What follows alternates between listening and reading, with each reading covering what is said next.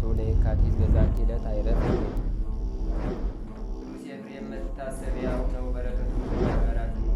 በዚችም ዕለት የጴጥሮስና የሶፊያ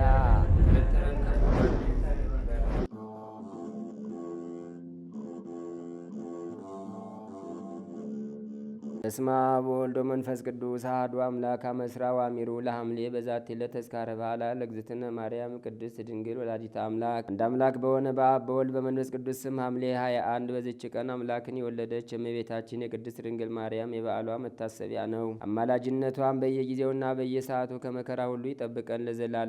ሰላም ለኪ ተረሳይተ ክብር በኡጻፌ ወቀናቲተ ንጽህ አምሳለ መክፍየ እምባይረ የጋይ ስፉህ እንተ አልወቱ ጸናፌ ማርያም እንበሌኪ ሀጣይኩ ሀዳፌ ሰበተመለጥኩ ለፌ ወለፌ። በዚችም ዕለት ጸጋ ጥበብ ማስተዋልና እውቀት የተሰጠው ጃንደረባው ቅዱስ ሱስንዮስ አረፈ። ይህም ቅዱስ ከንጉሥ ቴዎዶሲዎስ መኳንንቶች ውስጥ ነበር። እርሱም ለሰው ሁሉ ርኅራኄ የሚያደርግ በሽተኞችንም የሚጎበኛቸውና የሚያረጋጋቸው ነበር። በችግርና በመከራ ስለሚኖሩትም ይረዳቸው ዘንድ ወደ ጌታ ይጸልይ ነበር። ስለ ከሃዲው ንስጥሮስ በኤፌሶን የኤጲስቆጶሳት ጉባኤ በተደረገ ጊዜ የጉባኤው ርዕሰ መንበር የእስክንድሪያው ሊቀ ጳጳሳት ቅዱስ ቄርሎስ በመጣ ጊዜ ይህ ቅዱስ ሱስንዮስ ኤጲስቆጶሳቱንና ቅዱስ ቄርሎስን ያገለግላቸው ነበር። በዚያን ጊዜም በአስጨናቂ ደዌ ተይዞ ታመመ። በደዌውም ውስጥ ሳለ ቃል ከሰማይ ወደ ታላቅ ሰርግ እንደሚጠራው ራእይን አየ። ለቅዱስ ቄርሎስም ነገረው። አባት ቄርሎስም ያድንህ ዘንድ ስለ አንተ ጌታችን ኢየሱስ ክርስቶስን ለምነው ዘንድ ትፈቅዳለህን? አለው። እርሱም ገንዘቤን ለድሆች እስከምሰጥ አዎ አባቴ ሻለው ብሎ መለሰ። ቅዱስ ቄርሎስም ጸለየለትና ከደዌው ዳነ። ተነስቶም ገንዘቡን ሁሉ ለድሆችና ለችግረኞች ሰጠ። ከዚህም በኋላ ተመልሶ ተኛና በሰላም አረፈ። ቅዱስ ቄርሎስም በላዩ ጸሎት አድርሶ ገንዞ ቀበረው። ባረፈባት በዚች ዕለትም መታሰቢያውን እንዲያደርጉለት አዘዘ። ለእግዚአብሔር ምስጋና ይሁን፣ እኛንም በጸሎቱ ይማረን፣ በረከቱም ከእኛ ጋር ትኑር ለዘላለሙ። ሰላም ለሱስንዮስ በምግባር ወተሰምዮ ለጓለ ጴጥሮስ ሱሲ በተመኩስዮ ዘይጼውኦ ራእይ ድህረ አስተርአዮ ላይለነ ዳያን ከመይዝሩ ንዋዮ በመዋይለ ሕይወቱ ወሰከ ቄርሎስ ጸልዮ። በዚችም ቀን አስተዋይ የሆነ የተመሰገነ አወ ክርስቶስ አረፈ። ሚስት ባገባ ጊዜም በጾምና በጸሎት እያገለገሉ በድንግልና በአንድነት ኖሩ። በሌሊትም ማቅ ለብሰው እየብቻቸው ይተኙ ነበር። በቀንም እርሱ በጎችን እየጠበቀ በዱር ይውል ነበር። እርሷም ለእንግዳ ምግብ እያዘጋጀች ትውል ነበር። ከስምሪቱም በገባ ጊዜ የእንግዶችን እግር ያጥብ ነበር። እርሷም ማዕድን በማዘጋጀት ታገለግል ነበር። ፍጹማን መነኮሳትም ስራቸው እንዴት እንደሆነ ይገልጥላቸው ዘንድ ወደ እግዚአብሔር በጠየቁ ጊዜ ገድላቸው በአወ ክርስቶስ በሚስቱ ተጋድሎ መጠን አልደረሰም የሚል ቃል ከሰማይ ወደ እነርሱ መጣ። እነዚያ መነኮሳትም ሂደው ስራቸውን መረመሩ። በጭንቅ በግዳጅም ስራቸውን ገለጡላቸው። ያደነቁም ተመለሱ። በእንዲህ ያለ ስራም ኑረው በሰላም አረፉ። ለእግዚአብሔር ምስጋና ይሁን፣ እኛንም በቅዱሳን ጸሎት ይማረን፣ በረከታቸውም ከእኛ ጋር ትኑር ለዘላለሙ። ሰላም ለአወ ክርስቶስ ማዕድመ ዝክር ወዜና ምስለ ብእሲቱ ዘተበጹ በድንግልና ከመስምኡ ቃለ ምነ ልዑል ደመና ሮያን መነኮሳት ዘንብረቶሙ ጽሙና ለገድለ እሉ ጻድቃን ይበጹ መጠና። በዚችም ዕለት የከበረው የመላእክት አለቃ የኡራኤል የበዓሉ መታሰቢያ ነው። ዳግመኛም የበጸሎተ ሚካኤልና ጌታችን በመስቀል ላይ ጎኑን በተወጋ ጊዜ የነበረው የመኮንኑ ዮራኖስ መታሰቢያቸው ነው።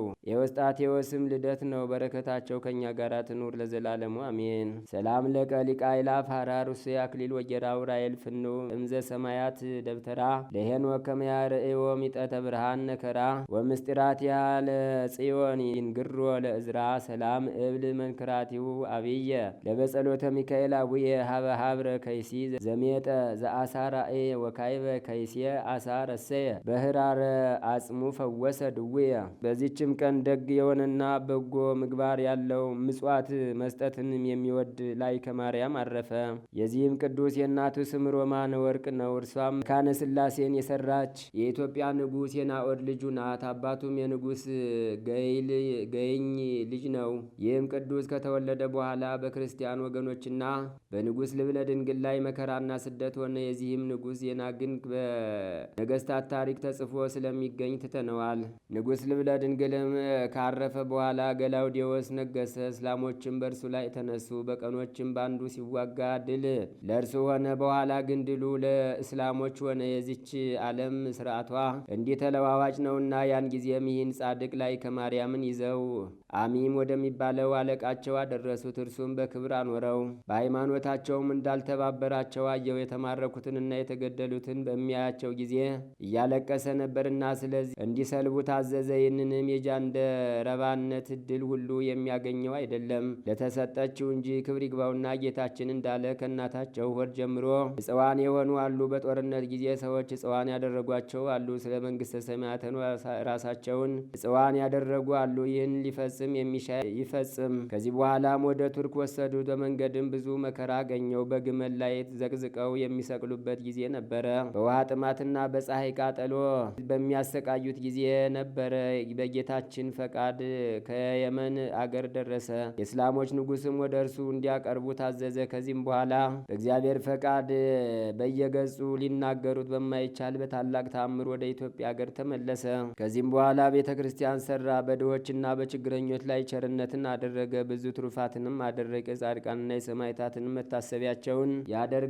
ይልቁንም አምላክን የወለደች የቅድስት ድንግል እመቤታችን ማርያም የበዓሏን መታሰቢያ በየወሩ ያደርግ ነበር። እረፍቱም በደረሰ ጊዜ ይኸውም የጥበብ ሁሉ ፍጻሜ ሞት ነው። ወንዶችና ሴቶች አገልጋዮችን ነጻ ወጥቶ አባቶቹ ወደ ሄዱበት ዓለም ሄደ። ለእግዚአብሔር ምስጋና ይሁን፣ እኛንም በቅዱሳን ጸሎት ይማረን ለዘላለሙ። አንድ አምላክ በሆነ በአብ በወልድ በመንፈስ ቅዱስ ስም ሐምሌ 22 በዚች ቀን የጭፍሮች አለቃ የሆነ የፋሲለደስ ልጅ ቅዱስ መቃርስ ሰማዕት ሆነ። በዚችም ቀን የቅዱስ መርካሎስ መታሰቢያው ነው። በረከቱ ከእኛ ጋር ትኑር ለዘላለሙ። ዛቅረብኩ ማሕሌታ ዘኪርያ ይላፈም ለተጸምዱ ከዘልፈለላ አነብቶ ከዘል እንዴት የመጻፈ እንተረሰይ ከግዚኦ ጸሪቀ መበለት ኩፈ ምላቡላን ዘተርፈ ነቢያት ቅዱሳን ሐዋርያት ሰባክያን ሰማዕቶ ጻድቃን ወመላእክት ጉሃን ደናግል አድዮ መነኮሳት ሄራን ባርኩ ባርኮ ጉባኤ ዛቲ መካን እስከ አረጋዊ ሊቅ ወንዑስ ሕፃን ለዘጻፎ በክርታስ ወለዛ ጻፎን ዘይደርስ ወለዛ አንበቦ ለተተርጎመ በልሳን አዲስ ወለዘ ሰማ ቃሎ በዝነ መንፈስ በጸሎተሙ ማርያም አራኪተ ኩሉም ባይ ስውረ የመሐረነ ኢየሱስ ክርስቶስ። ተአምሪሃ ለእግዝእትነ ቅድስት ድንግል በክልኤ ማርያም ወላዲተ አምላክ ጸሎታ ወበረከታ ወምህረተ ፍቁር ወልዳ ያሃሉ ምስለ ኩልነ ህዝበ ክርስቲያን ለዓለም ዓለም አሜን።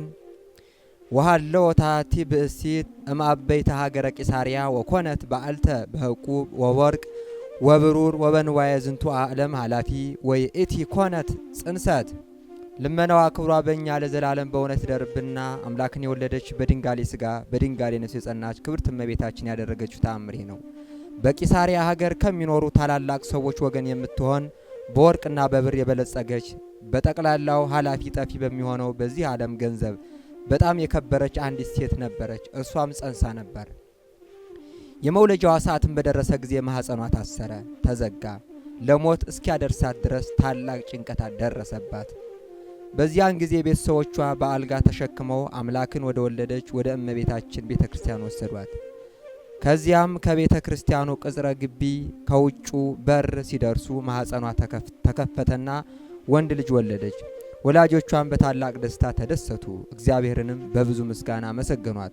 ለሰው ልጅ ምሕረትን የምትለምን ማለት እናቱ አምላክን የወለደች በድንጋሌ ሥጋ በድንጋሌ ነፍስ የጸናች ክብርት እመቤታችንም ፈጽሞ አመሰገኗት።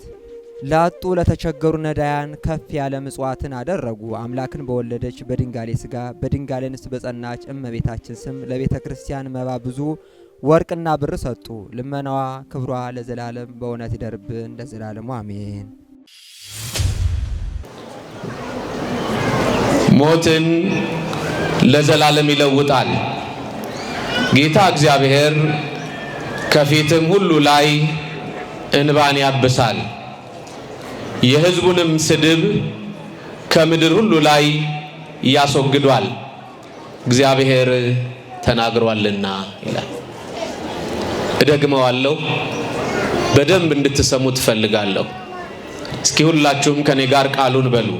ሞትን ለዘላለም ይለውጣል። ጌታ እግዚአብሔርም ከፊት ሁሉ እንባን ያብሳል፣ የሕዝቡንም ስድብ ከምድር ሁሉ ላይ ያስወግዳል፣ እግዚአብሔር ተናግሯልና። ማን ተናግሯል? ማን ተናግሯል? የትምህርታችን ርዕስ ሞትን ለዘላለም ይለውጣል የሚለው ቃል ነው። እስኪ ሁላችሁ በሉ ሞትን በሉ። ማርያምን አይሰማም። ድገሙት። ለዘላለም ምንን ነው የሚለውጠው? ድገሙት። ሞትን ለምን ምን ይላል? በዚህ ርዕስ ጥቂት እናያለን። ክብር ይግባው ነቢየ እግዚአብሔር ልዑለ ቃል ኢሳይያስ አካላዊ ቃል ወልደ እግዚአብሔር ኢየሱስ ክርስቶስ በስጋ ማርያም በአጭር ቁመት በጠባብ ደረት ከመወሰኑ አስቀድሞ 700 ዓመት ሲቀረው የነበረ ነብይ ነው። ይህ ነብይ የትንቢቱ ገጸ ንባብና መሰረታዊ ሐሳቦቹ የሐዲስ ኪዳን የክርስቶስን መገለጥ በብሉይ ኪዳን ሐሳብ ውስጥ ሆኖ የሚናገር ታማኝ ንጹህና ፍጹም ጻድቅ አገልጋይ ነው።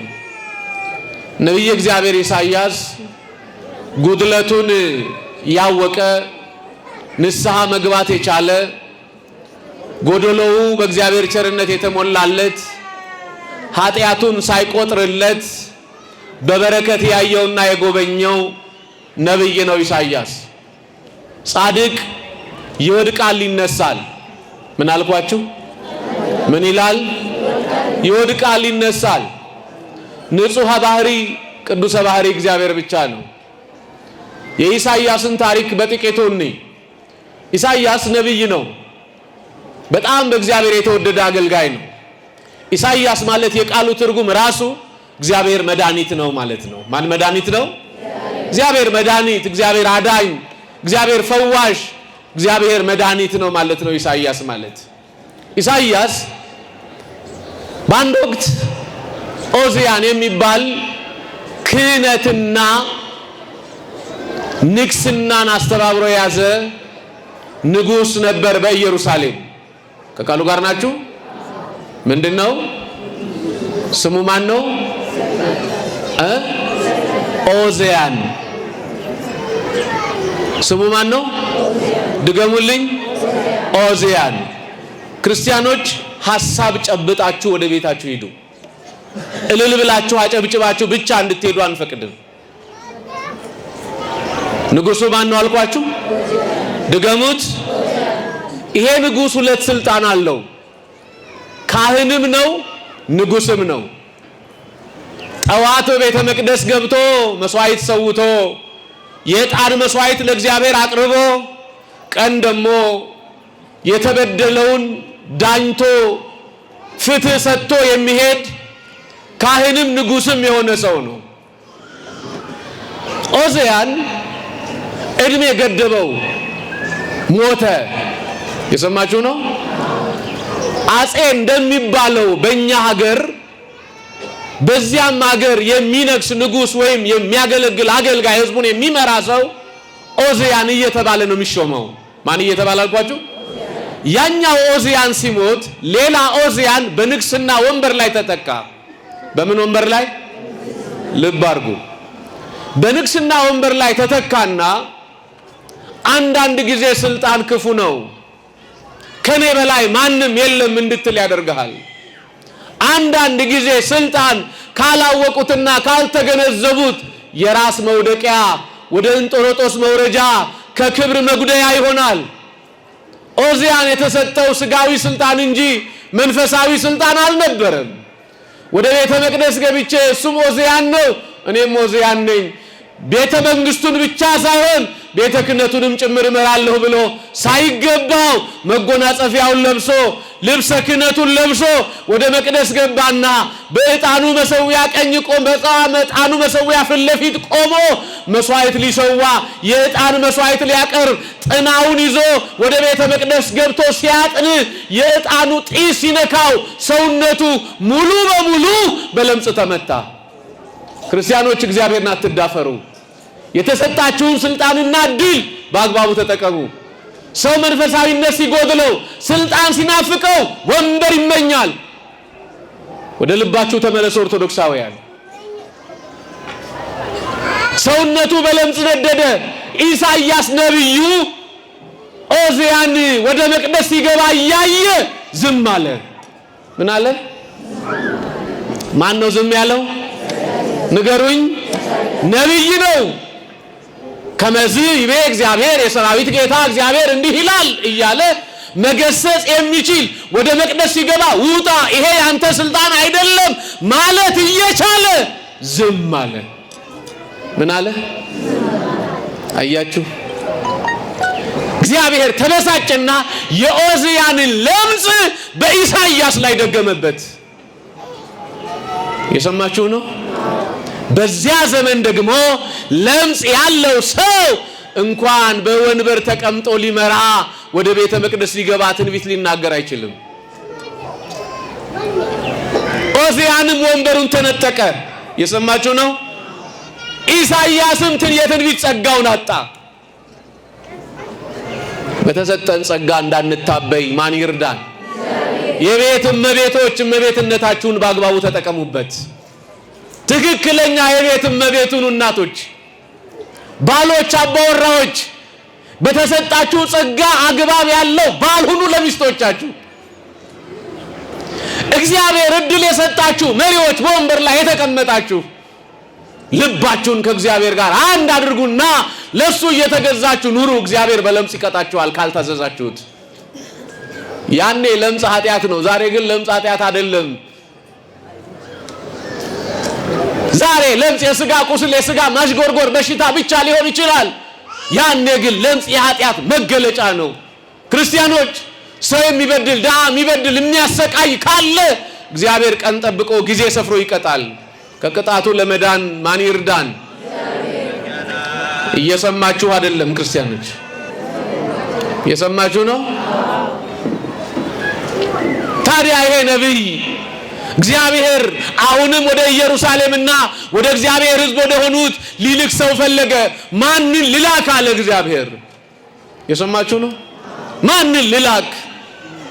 ኢሳይያስ አንደበቴ የረከሰ ሰው ሆንኩኝ እንጂ እኔን ትልከኝ ነበር አለው። ምን የረከሰ?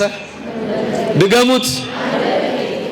ስንት አለን በመቅደሱ ያገለገልን አንደበታችን የረከሰ እንደ ኢሳይያስ በለምጽ ነው አንደበቱ የረከሰው እንጂ ውስጡ ንጹህ ነው። ንጉሱን ባለመገሰጹ ምክንያት ነው እኮ አንደበቱ የረከሰው፣ በለምጽ የተመታው። ከቃሉ ጋር ናችሁ?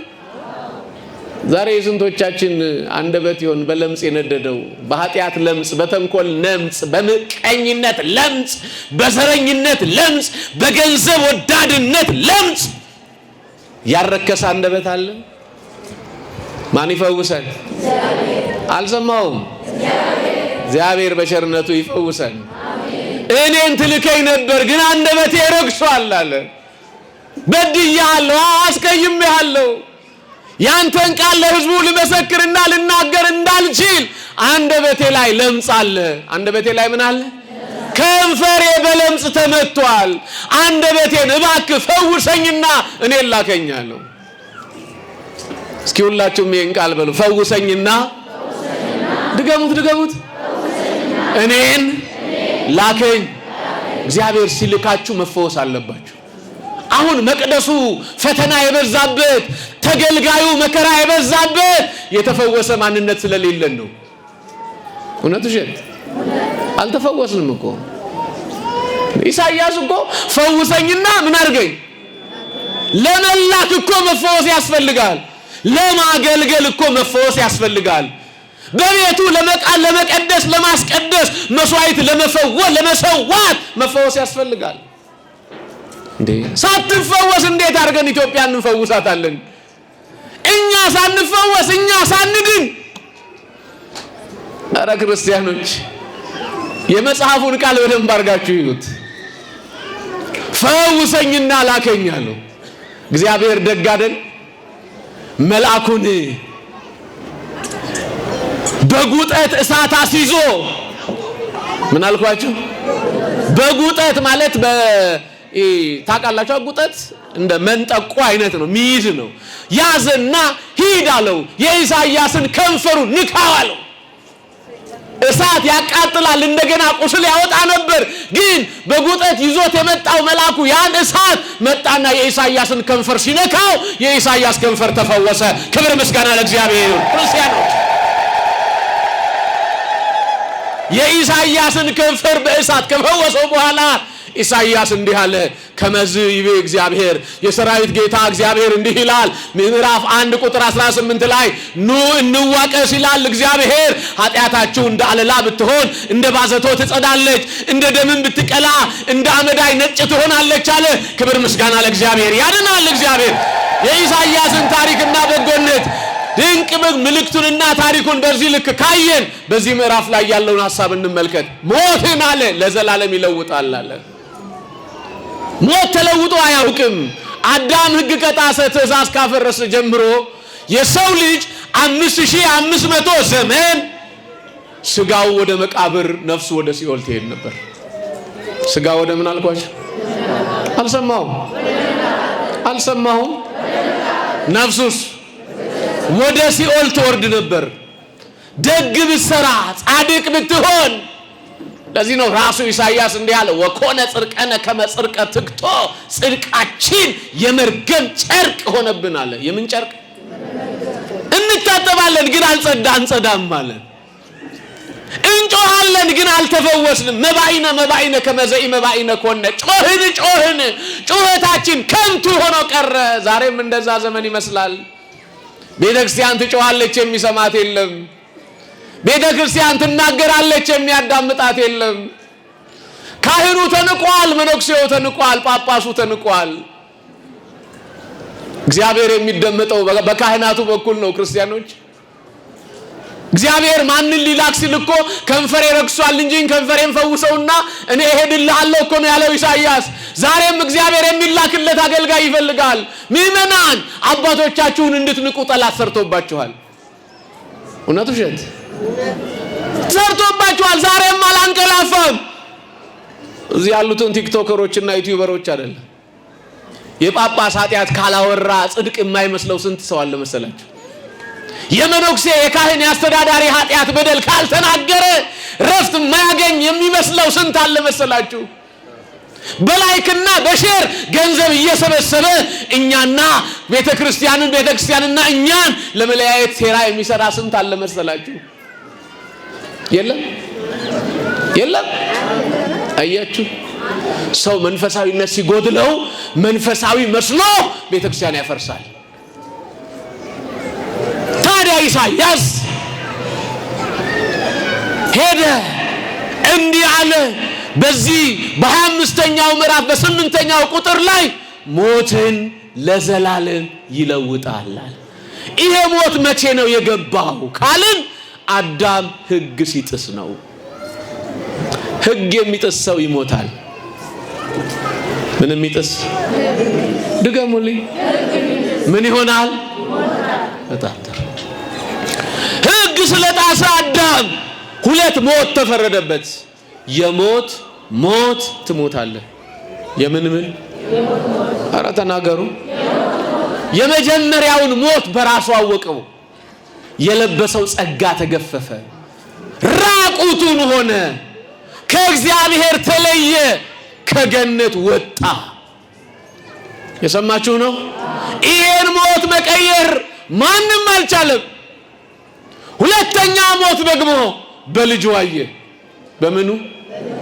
እሱ የሥጋ ሞት ነው። አዳምም ሚስቱን ሔዋንን አወቃት፣ ጸነሰችም። አቤልና ቃኤል የሚባሉ 2 ልጆች ወለደች። ማና ማን? አቤልን ቃኤል ገደለው። አቤልን ማን ገደለው? አልሰማውም። በደንብ ስሙልኝ። የአንድ እናት ልጆች ናቸው። ማና ማን? ቃኤል ማንን ገደለው? አያችሁ፣ ሀገር ቆጥረን መንደር ሰፍረን የምንጋደል እኮ ነን እኛ። ያ የሞት ታሪክ፣ ያ የመከራ ታሪክ፣ ያ የወንድማማች የመገዳደል ታሪክ ዛሬ እየተደገመ ነው። 100 እና 200 3000 ዓመት አብረን ያልኖር እስከማን መስል ድረስ ተባልተናል። መድኃኒዓለም ይፈውሰን። የሞት ሞት ተፈረደበት አዳም። ይሄን ሞት ሊያስቀር የቻለ አብርሃም ነበር፣ ይሄን ሞት ማስቀረት አልቻለም። ይስሐቅ ነበር፣ ይሄን ሞት ማስቀረት አልቻለም። ወደ ላይ ከፍ ብለን እንሂድ። ሴት ነበር፣ ሄኖክ ነበር፣ መላልኤል ነበር፣ ቃይናን ነበር፣ 10 አበው ደጋጎች ነበሩ። ይሄን ሞት ማስቀረት አልቻሉም። ይሄን ሞት ለማስቀረት የሚችለው እግዚአብሔር ብቻ ነበር።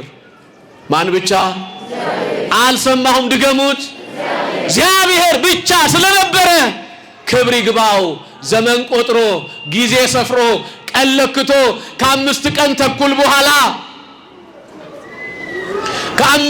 ተኩል በኋላ መጥቼ አድንሃለሁ ያለውን ቃል ኪዳን ጠብቆ ክርስቶስ አንዱ እግዚአብሔር ተቀዳሚ ተከታይ የሌለው አንድ ልጁን ክርስቶስን ወደዚህ ዓለም ሊልከው ወደደ። አንድ ልጁን። ስንት ልጁን? ለእግዚአብሔር አብ አንድ ልጁ ነው ኢየሱስ ክርስቶስ። ለማን አልኳችሁ? አረ ድገሙት። አንድ ልጁ ነው። ያለ እናት ወልዶታል። ያለ ምን አልኳችሁ? ክብር ይግባት ለእመ አምላክ ለድንግል ማርያምም አንድ ልጇ ነው። ለምን? ያለ አባት ወልደዋለች። ያለ ምን አልኳችሁ? አቤት! ድንግል ማርያም ያለ አባት ወለደችው። እግዚአብሔር አብም ኢየሱስ ክርስቶስን ያለ እናት ወለደው። ክብር ምስጋና ለእግዚአብሔር ይሁን። ክርስቲያኖች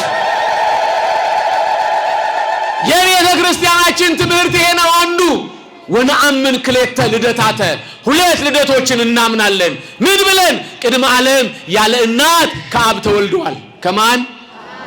ድህረ ዓለም ደግሞ ያለ አባት ከድንግል ማርያም ተወልደዋል። ክብር ምስጋና ለእሱ ይሁንለት ለአምላካችን። ታዲያ ይሄን ሁሉ የሆነው ሊወለድ ሲመጣ ቅዱስ ጳውሎስ በገላትያ ምዕራፍ 4 ቁጥር 4 ላይ እንዲህ አለ፣ ወአመ በጽሐ እድሜሁ እግዚአብሔር ፈነወ ወልዶ ዋህደ ወተወልደ እምብእሲ። የዘመኑ ፍጻሜ በደረሰ ጊዜ እግዚአብሔር ልጁን ላከ። እስኪ ሁላችሁ በሉ እግዚአብሔር ልጁን ላከ በሉ። አንዴ ድገሙት። ምኑን ላከ? ተቀዳሚ ተከታይ የሌለው አንድ ልጁን ውረድ ተወለድ አለው። ልጁም በገዛ ፈቃዱ መጣ፣ ከሰማየ ሰማያት ወረደ። ክብር ይግባት። ዓለም የማይሸከመውን ማንም የማይችለውን ጌታ ንጉሥ ቃል ብቻ ሰምታ በማህፀኗ ጸነሰችው ድንግል ማርያም። ክብር ለወላዲተ አምላክ ይሁን። በደንብ አድርጋችሁ አመስግኗት። ማህደረ መለኮት ናት ድንግል ማርያም። የአምላክ እናት ናት ድንግል ማርያም። የዓለም መክበሪያ ንጽሕት ጽዋ ናት ድንግል ማርያም። ሁላችን በልተን የጠገብንባት መሶብ ናት ድንግል ማርያም። ጎደሏችን መቅረዛችን ናት ድንግል ማርያም። እውነተኛውን ብርሃን ክርስቶስን ያበራንባት መቅረዝ ናት ድንግል ማርያም። ክብር ለወላዲተ አምላክ ይሁን። ክርስቲያኖች አስተውሉ። እቺ ናት ድንግል ማርያም። ክርስቲያኖች የዘመኑ ፍጻሜ በደረሰ ጊዜ እግዚአብሔር ልጁን ላከ አለ። አዎ ጊዜው ደረሰ። ንጽሕት ድንግል ማርያም የመልአኩን የገብርኤልን ቃል ሰማች። ይሁን ይደረግ አለችው። ድንግል ማርያም ክርስቶስን ጸነሰችው። መጽነስ ብቻ አይደለም ወለደችው። ያ የተወለደው ንጉሥ እንደ ሰው እንደ አምላክነቱ በአንድ ቀን ልደግ አላለም። ታሪክ ልስራ አላለም። ሊቀ በበህቅ እንደ ሕፃናት በየጥቂቱ አደገ። 30 ዘመን ሲሞላው በዮርዳኖስ ወንዝ ተጠመቀ። የሞታችንን ታሪክ ሊቀይር እኛ ጾመን ኃጢአታችንን ማጥፋት ስላልቻልን እሱ የኛን ጾም ሊጾም ወደ ገዳመ ቆሮንቶስ ገባ። እኛ ልንፈተን የሚገባውን ፈተና ከዲያብሎስ ዘንድ ተፈተነ። ለዚህ ነው በዲያብሎስ ዘንድ ተፈተነ። በአምላክነቱ ኃይል የዲያብሎስን ስልጣን ሻረው ይላል። ኧረ ክብር ምስጋና ለእሱ ይሁን ለድንግል ማርያም ልጅ። ይሄ ሁሉ መከራ ለመቀበል ክርስቶስ ትዝ ይበላችሁ ዓርብን አስታውሱ። አሁን ዕለተ ዓርብን ክርስቶስ መከራ የተቀበለባትን ሁላችሁም በደንብ አድርጋችሁ ይዩት። ጎኑን አይታችሁታል? ጦር ሲገባበት አናቱ ላይ የሾህ አክሊል ሲቀዳጅ እዚህ ላይ የገባው አንዱ ሾህ ልብን ይበሳ ነበር። በጣም የሚገርማችሁ ክርስቲያኖች ቁጥሩ አይታወቅም። እጅግ ረጅም ሚስማር ነው የሾህ አክሊሉ ላይ ያለው። እዚህ ጋር ሲወጋ ልቡን ይወጋው ነበር። ይታያችኋል? ዓርብን እዩት። ሰውነቱ ላይ በእሾ የተታታ ወይም ምንድነው በመንጠቆ የተታታ ጅራፍ ተዘጋጅቶ ሰውነቱ ሲገረፍ አንድ ጊዜ ስጋው የተቦጨቀ መሬት ላይ ሲወርድ ትዝ ይላችኋል? ያ ሁሉ ግርፋት አርፎበት አጥንቱ እንደለበስኩት ልብስ እንደበረዶ ነጭ ሆኖ ታዩታላችሁ። ያኔ ያዝነናል። አዎ ያኔ አልቅሰናል። አዎ ያኔ መወጋቱን፣ መቸንከሩን፣ አክሊለ ሦክ መደፋቱን አጥንቱ እስኪቆጠር ስጋው እስኪየተላጠ ምድር ላይ ሲወድቅ ብቻ አይደለም፣ ደሙ እንደ ጎርፍ ምድርን እያጥለቀለቃት አይተናል። ግን የሚገርመው ያን መከራ፣ ያን እንባ፣ ያን ስቃይ፣ ያን ድካም፣ ያን ህመም፣ ያን መከራ አየን ብቻ አይደለም፣ ልክ 11 ሰዓት ሲሆን ወደ መቃብር ሲወርድ አይተናል። ወደ ምን አልኳችሁ? ሲወርድ አይተናል። አዎ አልቅሰናል። አቤት የኛ ጌታ የእግዚአብሔር ልጅ የድንግል ማርያም ልጅ ክብር ይግባው መቃብር ውስጥ ገብቶ አልቀረም። መቃብሩ ጀርባ ላይ ቆመና ተነሳ። ክብር ምስጋና ለእሱ ይሁንለት። አዎ እዚህ ነው። መነሳት ብቻ አይደለም። ሊቁ ቅዱስ ያሬድ እንደነገረን ተንሥአ ወአንሥአ ኩሎ ሙታነ፣ ተነሳ ሙታንን ሁሉ አስነሳቸው። ክብር ምስጋና ለእሱ ይሁን። አዎ ስለዚህ ሞትን ለዘላለም አያችሁ። እየሰማችሁ አለ መሆኑን በዚህ ነው ማቀው። ሞትን ለዘላለም አልሰማችሁኝማ? ርዕሳችን ምን ነበር? አያችሁ ቡናው ትዝ አላችሁ አይደል? ምክንያቱም ጾም አይደል? አሁን ቶሎ ገብቶ ቡና መጠጣት ቄሶቹ ያዙን እያላችሁ ነው።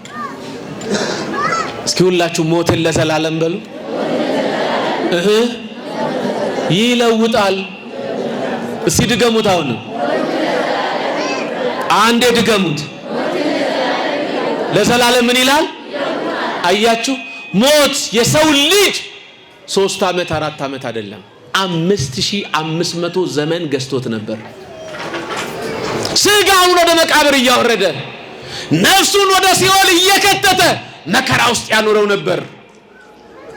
ይሄን ሞት ማስቀረት ይስሐቅ፣ አብርሃም፣ ያዕቆብ አልቻሉም። ይሄን ሞት ማስቀረት የሚችለው የእግዚአብሔር ልጅ የድንግል ማርያም ልጅ ኢየሱስ ክርስቶስ ብቻ ነበር። ስለዚህ ወደ መቃብር ገባ። ወደ ምን? 3 ቀን 3 ሌሊት በመቃብር አደረና ክብር ይግባው የኔና የናንተ ጌታ መግነዝ ፍቱ መቃብር ክፈቱ ሳይል እነሆ ከድንግል ማርያም በድንግልና የተወለደው ጌታ መቃብሩ ሳይከፈት በመቃብሩ አናት ላይ ቆመና ትንሣኤውን ገለጠልን። ክብር ምስጋና ለእግዚአብሔር። ለዘላለም ሞትን ለወጠ። ሁላችሁም በሉ ለዘላለም በሉ። ምን ለወጠ? ድገሙት። ሞትን ምን አረገ? ለዚህ ነው የትንሣኤያችን በኩር እንለዋለን ክርስቶስን። ለዚህ ነው ቅዱስ ዳዊት በመዝሙር 177 ላይ እንዲህ አለ፣ ወተንሥአ እግዚአብሔር ከመ ዘንቃው ምንዋም።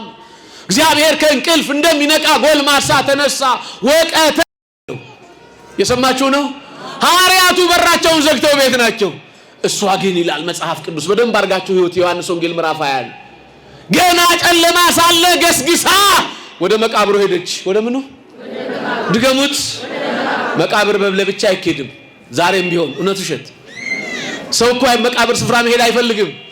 እሷ ግን በሌሊት በጨለማ ገስግሳ ወደ መቃብሩ ሄደች። እናንተ በጨለማ የሚገኝ ብርሃን ነው ክርስቶስ። በሞት ውስጥ የሚገኝ ሕይወት ነው ክርስቶስ። በእንቅፋት ውስጥ ያለ ሰላም ነው ክርስቶስ። በማጣት ውስጥ ያለ ማግኘት ነው ክርስቶስ። በድካም ውስጥ ያለ ብርታት ነው ክርስቶስ። በህመም ውስጥ ያለ ድህነት ነው ክርስቶስ። ስለዚህ ያነባች ያለቀሰች ሽቶዋን ተሸክማ መቃብሩ ጋር ሄደች። ገና ስትሄድ መቃብሩ ጋር ሁለቱን መላእክት በራስጌና በግርጌ ቁመው አየቻቸው። እነሱ እንዲህ አሏት፣ ምን ትያበክየኪ ወመነ ተአስሲ፣ ምን ያስለቅስሻል? ማንን ትፈልጊያለሽ አሏት። ሕያውን ከሙታን መካከል ለምን ትፈልጉታላችሁ? አያችሁ ድንግል ማርያም የወለደችው የኔና የናንተ ጌታ፣ ድንግል ማርያም የሰጠችን የኔና የናንተ ኢየሱስ፣ ድንግል ማርያም የሰጠችን የኔና የናንተ እውነተኛ መድኃኒት ክርስቶስ ሞት የሚያሸንፈው አይደለም። ሕያው ስለሆነ መላእክቱ እንዲህ አሉ፣ ሕያውን ከሙታን መካከል ስለምን ትፈልጉታላችሁ? እሱ እንደተናገረ ተነስቷል አሏት። ክብር ምስጋና ለእግዚአብሔር። አዎ እስኪ ሁላችሁ በሉ እርሱ በሉ። ማርያምን አይሰማም?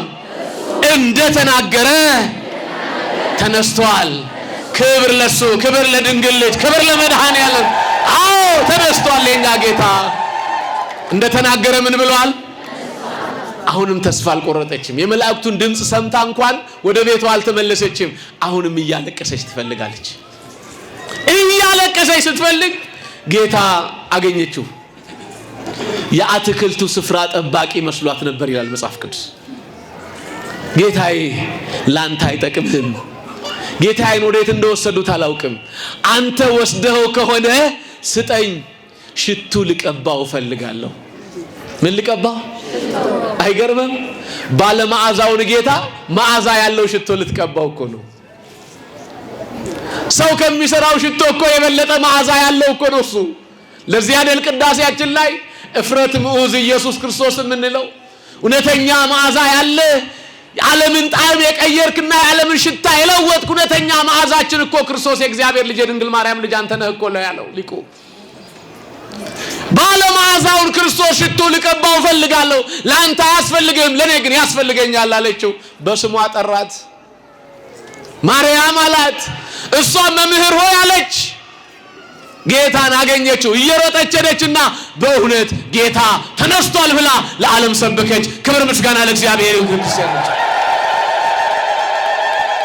አያችሁ የመግደላዊት ማርያምን እውነተኛ ፍቅር፣ ጨለማ ያልከለከለው ፍቅር፣ ሌሊት ያልከለከለው ፍቅር፣ እንቅልፍ ያሳጣ ፍቅር። ወንዶቹ እሷ ከተናገረች በኋላ ስምዖን ጴጥሮስና ዮሐንስ እየሮጡ ወደ መቃብሩ መጡ። ከተልባ እግር ልብስና ከተገነዘበት መግነዝ በቀር አንድም አላገኙም። መጡና ተመልሰው እንዲህ አሉ፣ በእውነት ጌታ ተነስቷል አሉ። አዎ እውነት ነው። የኔና የናንተ ጌታ ሞትን ጥሎ መቃብርን ገሎ ዲያብሎስን ጥሎ በኃይል በስልጣን ተነስቷል። ክብር ምስጋና ለእርሱ ይሁንለት ለአምላካችን። እስኪ ሁላችሁ በእውነት በሉ። ማርያምን አይሰማም? ጌታ ተነስቷል። አያችሁ እሱ ስለተነሳ ቤተክርስቲያን ሕያው ናት። ማን ስለተነሳ? ክርስቶስ ስለተነሳ ቤተክርስቲያን ሕያው ናት። የኛ ነብይ፣ የኛ ጌታ፣ የኛ ንጉስ። በነገራችን ላይ ክርስቶስ ነብይ ነው። ነብይ አይደለም ብላችሁ እንዳትከራከሩ። ነብይ ነው። የሱ ነብይነት ግን የባህሪው ነው። የምኑ ነው? ድገሙልኝ። የነ ኢሳይያስ፣ የነ ኤርምያስ፣ የነ ሕዝቅኤል፣ የነ ዳንኤል ነብይነት የጸጋ ነው። እሱ ሰጥቷቸው ነው። ለዚህ ነው እኮ ይሌል እንደ መልካ ኢየሱሳችን ኢየሱስ ክርስቶስ ነብይ ወሐዋርያ እንላለን እኮ። ሐዋርያ ነው፣ ነብይ ነው እንላለን። አዎ ነብይ ነው። ክብር ይግባው። የኛ ነብይ፣ የኛ ጌታ፣ የኛ ንጉስ ሞቷል። መቃብር ውስጥ ግን አልቀረም። ሞትን አሸንፎ መቃብርን ጥሎ ተነስቷል። ክብር ምስጋና ለእሱ ይሁንለት። አዎ ተነስቷል። የእነንትና ነብይ ግን አልተነሳም። የሰማችሁ ነው? አልተነሳም። የእነንትና ነብይ አልተነሳም። ነብያችን፣ አዳኛችን፣ ሕይወታችን፣ ጌታችን፣ መድኃኒታችን፣ ጉልበታችን፣ ኃይላችን ክርስቶስ ግን መቃብርን ጥሎ ዲያብሎስን ገሎ ምን ብሏል? ድገሙት ድገሙት።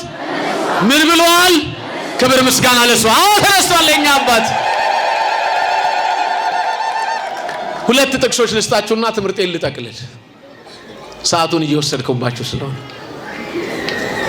ቅዱስ ጳውሎስ በሮሜ ምዕራፍ 6 ላይ ቁጥር 8 ላይ እንዲህ ይላል፣ ሞት ሊገዛው አልቻለምና እርሱ ለዘላለም ሞትን ይለውጣል አለ። እስኪ ሁላችሁ ሞት በሉ። ሊገዛው አልቻለምና እርሱ ለዘላለም ተነስቷል። ለምን? ለዘላለም ተነስቷል። ዳግም ላይሞት፣ ዳግም መከራ ላያጋጥመው፣ ዳግም ስቃይ ላያጋጥመው፣ ዳግም እጁን ላይቸነከር፣ ዳግም ጎኑን ላይወጋ ክርስቶስ ጠላትን ገሎ ዲያብሎስን ጥሎ ተነስቷል። የድንግል ልጅ ተነስቷል። ዛሬ ዙሪያዋን ከበን በቤቷ መስዋዕት የምንሰዋላት፣ የምናከብራት፣ የምንማጸናት፣ አማልጂን ብለን ስሟን የምንጠራላት የድንግል ማርያም ልጅ ክርስቶስ ምን ብሏል? አልሰማው? ተነስቷል። ተነስቷል። ለምን ተነሳ? ሞትን ሊለውጥ። ምን ሊለውጥ? አልሰማሁም? ሞትን ሊለውጥ ተነሳ። እሱ ከተነሳ በኋላ የዮሐንስ ወንጌል ምዕራፍ 11 ቁጥር 25 ትንሣኤና ሕይወት በሉ እስኪ። እኔ ነኝ፣ የሚያምንብኝ ቢሞት እንኳ በሕይወት ይኖራል። ምን የሚልብኝ? አልሰማሁም? ብዙ ጊዜ ይሄንን ጥቅስ የምታነቡት መቃብር አናት ላይ ነው። ብዙ ጊዜ ይሄን ጥቅስ የምታነቡት የተስካር ለቅሶ ሲደርሳችሁ ነው። ካርድ እውነት ውሸት? እስኪ ሁላችሁም ድገሙና ይሄን ቃል በሉ። ትንሣኤና በሉ። ማርያምን ድገሙት። ሕይወት እኔ ነኝ፣ የሚያምንብኝ ቢሞት እንኳ በሕይወት ይኖራል። ስለዚህ በክርስቶስ ሞትና ትንሣኤ ታምናላችሁ? እስኪ የምታምኑ እጃችሁን አሳዩ። እናምናለን የምትሉ እልል በሉ። አላልኩም። እልልታ አልፈልግም እኔ። በክርስቶስ ሞትና ትንሣኤ ታምናላችሁ? ከፍ አድርጉታ በደንብ። ሁላችሁ ታምናላችሁ? ብትሞቱ ምኖች ናችሁ? ኧረ በስመ አብ። ብትሞቱ ምኖች ናችሁ? ሕያዋን ነን በሉ። ብንሞት ምንድነን? ለምንድን ነው ሕያዋን የሆነው? ሞታችንን ክርስቶስ ስለለወጠልን። ክብር ምስጋና ለእሱ ይሁን። አመስግኑት። አሁን ስለዚህ ሞትን ለዘላለም ምን ይላል? ሞትን ለዘላለም ምን ይላል? መለወጥ ብቻ አይደለም። ጌታ እግዚአብሔር አለ ከፊትም ላይ እንባን ያብሳል አለ። ምንን ያብሳል? ድገሙልኝ። እንባ ያብሳል። በጣም ደስ የሚል ቃል እኮ ነው ክርስቲያኖች። እንባን ያብሳል ብሎ ደግሞ አያቆምም። ይሄንን የእንባ የማበሱን ታሪክ፣ ሞትን የመቀየሩን ታሪክ፣ ሞትን የመለወጡን ታሪክ ከነገረን በኋላ ማን ተናግሯል አለ? ጌታ እግዚአብሔር ተናግሯል። ሰው አይደለም፣ ኢሳይያስ አይደለም፣ እኔ አይደለሁም የተናገርኳችሁ። ነብይ ጻድቅ አይደለም የነገራችሁ ማን ነው አለ?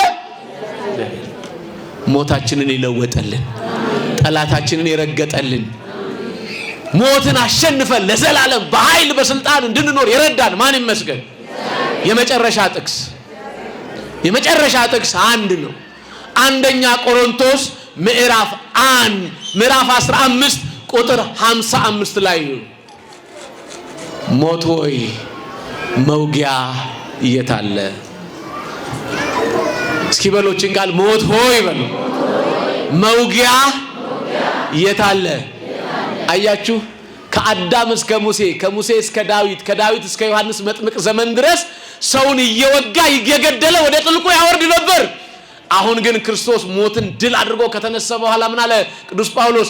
ሞት እየወጋ ነበር፣ አሁን የመውጊያ ጉልበት የት ነው? ሲኦል አለ ድል መንሳት፣ ነፍሳትን ሰብስበሽ በጥርስሽ መያዝሽ የት አለ? አያችሁ፣ የሞት ኃይል የሞት ስልጣን ተሻረ፣ በክርስቶስ ተወገደ። ዲያብሎስን ገደለው፣ ሞትን ገደለው፣ ሲኦልን በረበረው፣ ነፍሳትን የትንሣኤያቸው ኃይል አደረገ። ክብር ምስጋና ለእሱ ይሁን። አምላካችን ኢየሱስ ክርስቶስ የሰማነውን በዝን ልቡናችን ይጻፍብን፣ ከቅዱሳን ረድኤት በረከት ያሳትፈን፣ ሰላም ቀን ያውለን፣ በዓሉን የበረከት በዓል ያድርግልን። አምላካችን ቅድስት ተዋሕዶ ሃይማኖታችን አስፋልን፣ ምእመናንን በሃይማኖት አበርታልን። የሰላም አምላክ ሰላምን ስጠን፣ ቀኑን ባርከ ቀድሰ በሰላም አውለን። አቡነ ዘበሰማያት ይትቀደስ ስምከ ትምጻእ መንግሥትከ ወይኩን ፈቃድከ በከመ በሰማይ ከማሁ በምድር ሲሳየነ ዘለለ ዕለትነ ሀበነ ዮም ወኅድግ ለነ አበሳነ ወጌጋየነ ከመ ንሕነኒ ንኅድግ ለዘአበሰ ለነ ኢታብአነ እግዚኦ ውስተ መንሱት አላ አድኅነነ ወባልሐነ እምኩሉ እኩይ እስመ ዚአከ ይእቲ መንግሥት ኃይል ወስብሐት ለዓለመ ዓለም። በሰላመ ቅዱስ ገብርኤል መልአክ ኦ እግዝእትየ ማርያም ሰላም ለኪ ድንግል በሕሊናኪ ወድንግል በሥጋኪ እመእግዚአብሔር ጸባኦት ሰላም ለኪ ቡሩክት አንቲ እምአንስት ወቡሩክ ፍሬ ከርስኪ ተፈሥሒ ፍሥሕት ኦ ምልዕተ ጸጋ እግዚአብሔር ምስሌኪ ሰአሊ ወጸልይ ምህረታ በፍቅር ወልድኪ ኢየሱስ ክርስቶስ ከመ ይስራይ ለነ ኃጣውኢነ ተማኅፀነ ብኪ ኦ ተወካፌ ንስሐ ወሰራይ ኃጢአት ኢየሱስ ክርስቶስ ስረይ ኃጢአትየ ወኃጢአተ ኩሉ ሕዝብ ከማይሠራ ኃጢአት እግዚአብሔር ይፍታ።